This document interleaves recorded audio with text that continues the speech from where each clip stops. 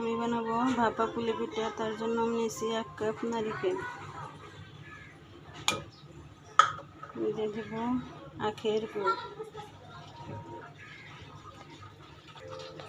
দিয়ে দেব আখের গুড়। আপনারা যেরকম মিষ্টি খেতে পছন্দ করেন সেরকমই দিয়ে দেবেন। দিয়ে দেবো সামান্য একটু লবণ, দিয়ে চুলাটা ধরিয়ে দেবো। বলে গেছে পানিটা শুকিয়ে আপনি একটু ভেজে নেব।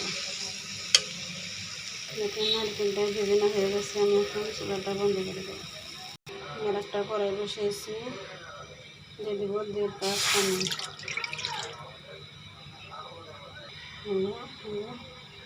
1.5 কাপ পানি দিয়ে আমি সামান্য একটু লবণ দিয়ে দেবো, দিয়ে পানিটা বলক তুলে নেব। এখন পানিটা বলে বসেছে, আমি দিয়ে দেবো শুকনো চালের গুঁড়ো। আপনার চালের ভেজা চালের গুঁড়ো দাও, আতপ চালের গুঁড়ো। শুকনো আপনার চালে ভেজাটাও দিতে পারেন। আমি তো শক্ত ডো তৈরি করে নেব। এখন এরকম শক্ত একটা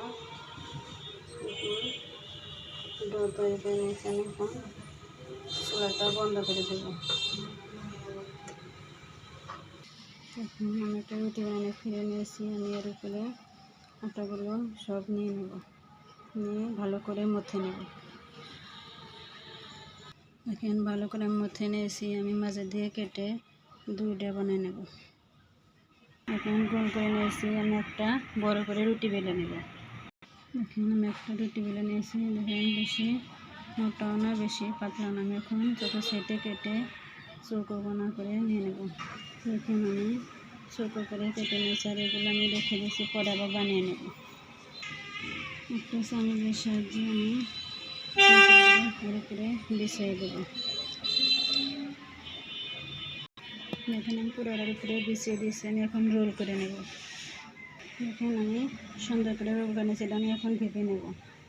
একটা পাতিলে পানি বসিয়েছি, পানিটা ভালো বসে গেছে। এখন এর উপরে একটা চাটনি দিয়ে দেবো, এটা ভাতে দিয়ে দেবো, ঢাকা দিয়ে দেবো, দিয়ে ভাপে সিদ্ধ করে নেব। এখন ঢাকাটা সরিয়ে নেব। ঢাকা পুলিটা দেখেন হয়ে গেছে, আমি এখন নামিয়ে নেব। দেখেন কত সুন্দর ভাপা হয়ে গেছে। আমি এখন ঠান্ডা করে কেটে নেব।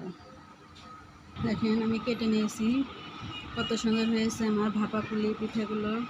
আপনারা পুলি পিঠা তো অনেক রকমই খেয়েছেন। দেখেন ভিতরে কত সুন্দর পুরে ভরা ভাপা পুলি। আপনারা এরকম করে বাসায় ট্রাই করবেন, দেখেন কতটা মজার হয়। অনেকে অনেক রকমের ভাপা পুলি খেয়েছেন, এবার না হয় আমার মতো একবার বানিয়ে দেখুন কতটা মজা হয়। আমার রেসিপি যদি আপনাদের ভালো লেগে থাকে তাহলে অবশ্যই বাসায় একবার ট্রাই করবেন, কেমন হয়েছে তা কমেন্টসে জানাবেন। আল্লাহ হাফেজ।